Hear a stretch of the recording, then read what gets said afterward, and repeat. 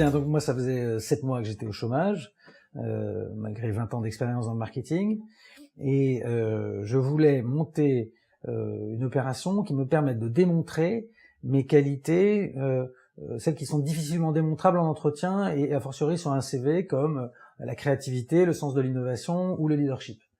Donc j'ai eu l'idée de monter un salon professionnel duquel j'étais le seul exposant. Et pour lui donner toute la dimension que je voulais qu'il ait, je me suis rapproché d'une vingtaine de professionnels qui ont bossé pour moi pendant un mois gracieusement, une agence de buzz internet, une agence de RP, un directeur artistique, etc. Donc en tout une vingtaine de personnes. Et on a monté un salon, j'étais seul dans 5000 m², porte de Versailles, le 8 février dernier. Et tout cela a été relayé sur internet par un site, merecruter.com, et un avatar qui s'appelait Super Candidat.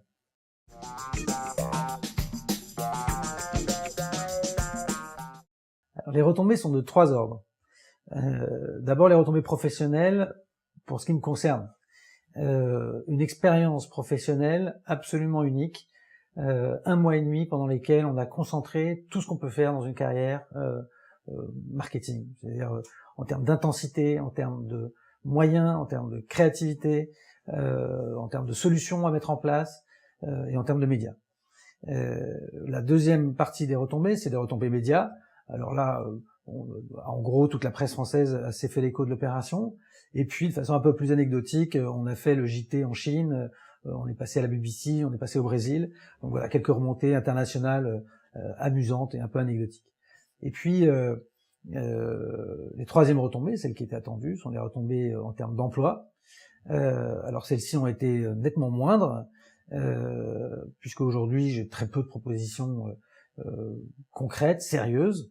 Voilà, donc ça signifie que s'exposer à ce point, eh bien, ça signifie aussi prendre des risques qu'il y a un petit décalage entre celui qui cherche à être vu et celui qui le voit.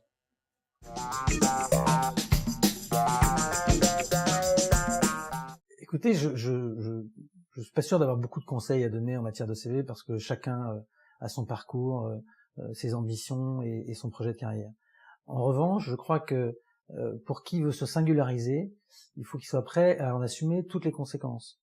De la même manière que je me suis un peu mis en avant, des prédécesseurs l'ont fait avant moi, et on a tous eu la même expérience, c'est-à-dire pour une partie des gens qui nous regardaient, quelque chose qui ressemble à du rejet, beaucoup plus qu'à de l'adhésion. De la même manière, par exemple, que quand on se promène en kilt dans la rue, on affirme sa personnalité, sa singularité, on prend le risque d'avoir des gens qui soient extrêmement critiques. Donc, je crois qu'il en est de même sur un CV ou en entretien. On a le droit à la singularité.